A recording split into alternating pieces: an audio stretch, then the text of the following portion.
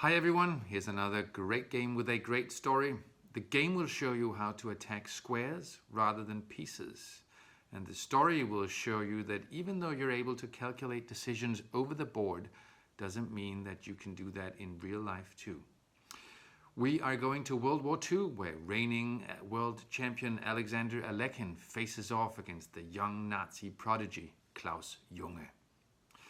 It's a nice game, and the fact alone that it was played left the world wondering if Aljechin had sympathies for the Third Reich, or did he just play in tournaments and write crazy things about the Jews to stay alive? We'll find out how that game and that story end right now.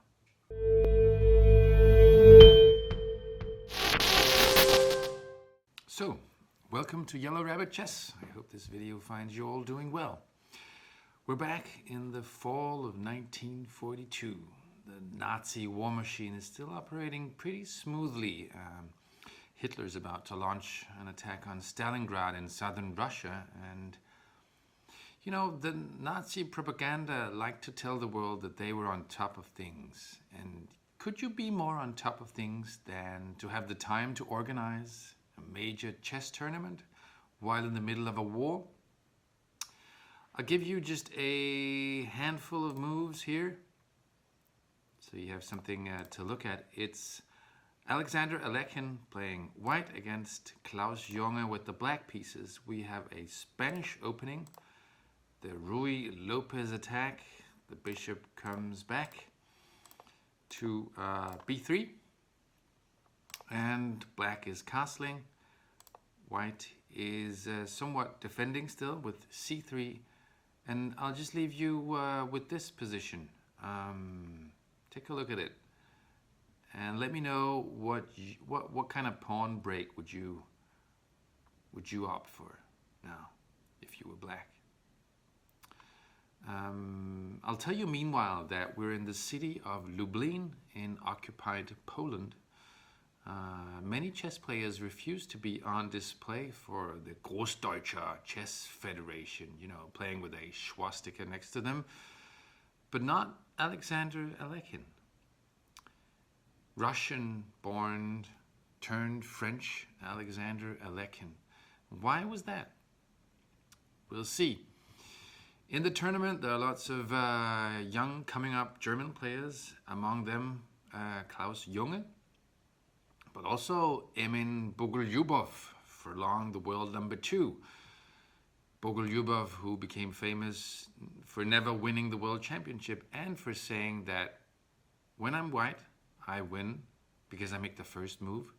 When I'm black, I win because I'm Bogolyubov. Sort of like, you know, something like Zlatan Ibrahimovic would have said today. Anyway, the game in front of us is between Aljechin, at the time around 50, and Klaus Junge, 18-year-old lieutenant from the Nazi army with a rating of 2,650, which was insane at the time. Germany had never seen anything like it since Emanuel Lasker. So let's see how the young Junge performs against the Weltmeister, right? So you've had some time to look at this position, and the move, of course, is d5. Aljechin says, okay, I'll go d3 because I know when you play the Ruy Lopez, the opening of the d file is almost always an advantage to white.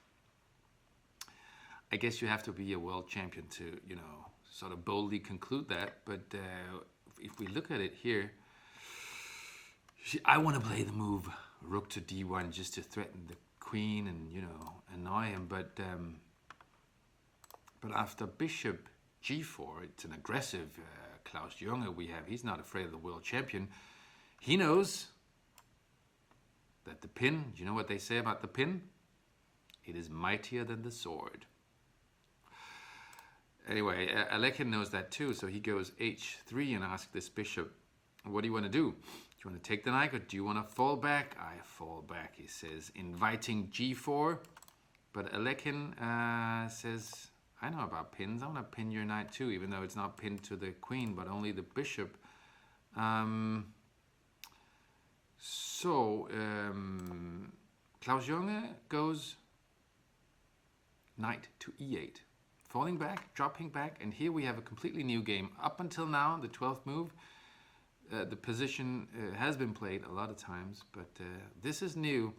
So we've got a lot of exchanges, exchanging off the bishops, and now we have rook d1.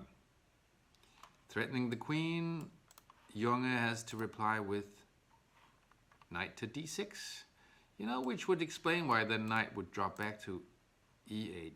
Now it's looking at the pawn on e4 and the square on c4. Aljechin goes knight to d2 and c6. And here Aljechin goes knight to f1. I can drop back a knight as well as you can. And you know, when you come across strange knight moves, when they go to the 1st or 8th rank, you should always ask yourself the question, is there a better place? Is it heading somewhere, that knight? And, well, where do you think this white knight is heading? Obviously, it can go here and then here. Would that be cool? Would that be a cool outpost on g4? It could go here, and from there it could go to f5 or d5. What do you think? Pick a square, keep it in your memory, and we'll see if you guess the itinerary of the white knight. So Klaus Junge goes queen to c7, and Aljechin goes a4. And he notes here to the game that the opening of the A file in the Ruy Lopez is almost without exception favorable to white. Just like he said with this file, it's a nice pickup line, right? Did you know that the opening of the A file in the Ruy Lopez is almost always an advantage to white? No, I did not. But you'll see that he's right. Aljechin is sitting on the D file and soon on the A file as well. And if there's one place your rooks would like to be, it's on the open files, right? So Junge knows that too. He's going to challenge this D file. Knight goes to G3. You have your first hint as to where it is going. Now it can no longer go to D5, so that was not the square. So which is it? Is it to guard the pawn on E4? Or is it on F5 or H5? Hope you still have your guess ready. There's another dropping of the knight back to the 8th rank. Where's this knight going? Well, maybe it's more obvious that it's going to B6, either to put pressure on A4 or to go to C4. C4 is a really cool place to be if you're a knight, right? Well, we'll see. Maybe it'll never have time to go there. Aljechin is faithful to his belief that the opening of the A file in the Ruy Lopez is almost advantageous to white. And now, knight F5. Did you guess it? This is where I want to be. Aljechin wants some kind of outpost here, be it the knight or the pawn after the exchange. He wants something here to put a little bit of pressure. So Junge goes B6. He says, okay, I don't worry about your outpost. I want to create my own here. And after queen E3, knight takes. It takes. Maybe it's worth noting that if we just go back a little bit, if Junge had gone, you know, knight to C4, white would just take it and then play queen C5, which would lead to a position that is almost won already for white. You know, you have the open file, you have the C pawn hanging, you have two pawns here, well, at least one isolated pawn. Not looking good for black. So Junge decides to take on F5 and Aljechin takes back. And here, Klaus Junge goes C5. And Aljechin notes, this is already the end.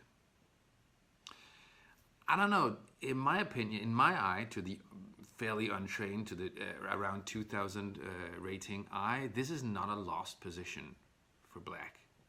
I mean, maybe I would prefer white, but I would definitely keep playing. He does that too, Klaus Junge, but is it the end already? I don't know. Maybe rook takes here, rook takes, and then bishop, oh sorry, knight d7 would have been better. We'll see why the knight should be on d7. It's looking over here at the f6 square, which is going to play a huge role in the game in a couple of moves. You'll see that. But he doesn't do that. He plays c5, which is, you know, creating some space down here. A little bit of counterplay, maybe threatening c5 to shut down the bishop. Wow. You know, it does seem as if white, I don't know if white is better. Do you think white is better here? It's a classical Aljechin position. It doesn't look like a kingside attack. He has this pawn, but I mean there are none of white's pieces are on the king side. And yet a kingside attack is in the making. And we'll see how. So if I told you that this pawn is the new protagonista, could you guess the move? Well, it can only move in one way. It goes to f6. And this will teach you how to attack squares rather than pieces. Because after the capture of the white pawn, you see, this square is left unattended. That's the only change in black's position. So that's where the queen is gonna go. Threatening to take back the f6 pawn. And Junge goes, okay, I'm gonna move it then. And here, Aljechin finishes off with, well, in style, I'd say. Just pause the video and see if you can find the move. Now you know that I'll give you as much as to say that it's a sacrifice. It's bishop takes f7. Now that you've entered with the queen, you've attacked the square, h6. You found a way into the black castle, and now you have to finish him off. Let's see what happens if black takes with the king. You have this nasty check that will leave your queen hanging. If he takes with the rook, you have queen g5 check, attacking the rook, and with a mating attack as well. And if you go to h8 and say I don't want to take that bishop, well, queen f6 is mate already. So Klaus Junge, maybe knowing what is coming, he decides to take with the queen. But after rook takes d8, when, you know, knight to a4, why can't he just, why can't black just capture with the rook? Well, because of queen g5 check. So what's the takeaway of this game? In my opinion, it's sometimes you should attack squares rather than pieces. I mean, the queen attacked h6 and made its way into the black position. And then also maybe look for checks when you are looking at potential sacrifices. You know, queen g5 was check, and it was forking the rook as well. So let's just, on the backdrop of this end picture, look at what happened to the players in the years that followed this game. Aljechin went on to win the tournament, and Klaus Junge finished second. Then he went on to battle the Allied forces. He was, as I mentioned, a lieutenant in the Nazi army, so that's what he should be doing. Unfortunately, a few weeks before Germany finally surrendered, he fell in battle in Welle, trying to defend the Allied advance towards Hamburg. a waste of talent, you might say, but I guess it tells you that things are coming to an end when you're sending your highest rated player into battle. As for Aljechin, things were a bit more complicated. As I mentioned in the beginning, he fled to France after the communists killed part of his family, and he actually fought against the Germans on the side of the French army. He worked as an interpreter. But after the occupation, after the surrender of France, things got a little shady. I think it's here that we'll find evidence that will support, the suggestion that Aljechin was maybe a bit anti-Semitic, at least supporting parts of the Aryan cause. The situation is this: his wife is in France. He finds himself in Spain, Portugal, Germany, Poland, all over Europe playing these tournaments. And in order for the Nazis not to touch his wife or her chateau in France where she lived, Aljechin feels forced to join these tournaments and to write articles, for instance, for the Pariser Zeitung. And he writes some pretty nasty things about Jews. Let's try to see them here. He says that Jews have a great talent for exploiting chess, but that they show no sign of chess artistry. And that what the Jews Nimzowitsch and Reti are doing is cheap bluff and shameless self-publicity. And he's glad that when someone triumphs against the Jewish conspiracy. For instance, he praised his rival chess player Capablanca for taking the world title from the Jew Emanuel Lasker. Pretty horrible stuff, and it's easy to say that just attaching playing style with race is somewhat down the alley, the Nazi alley. So after the war, Aljechin was accused of converting these Nazi doctrines, and he was accused of collaborating with the enemy, and he was denied access to international chess tournaments. Aljechin himself tried to defend himself by saying that he was forced to write these articles, and it was in order to save his and the life of his wife, and that Germans had rewritten some of the worst articles. So, well, do you believe him? That's the question that many freedom fighters would have to ask themselves in the months and years following the liberation. A time of freedom and joy, but also a brutal time when people, resistance, freedom fighters would just think that they needed to settle the score in some way without any judges. So in March 1946, Aljechin dies in a hotel in Estoril in Portugal, apparently after choking on a piece of meal. He's found like this, with his chessboard. Some say that he did not choke.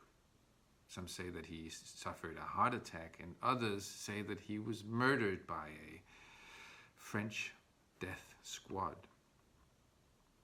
We'll probably never know the truth, but the events alone, the life of Alexander Aljechin, world champion, married 4 times, born in Russia, fled to France, collaborating with the Nazis, heavy drinking, lots of letters left behind. Could that be the new Queen's Gambit? We could call it Aljechin's defense, perhaps. I don't know. Thank you so much for watching. Leave a like or subscribe to the channel if you'd like to see more. I think I'd like to do more of these great games, great stories. Yeah, that's it. I'm Morten Rong, and this is Yellow Rabbit Chess. I'll see you in the next video, and as always, take care.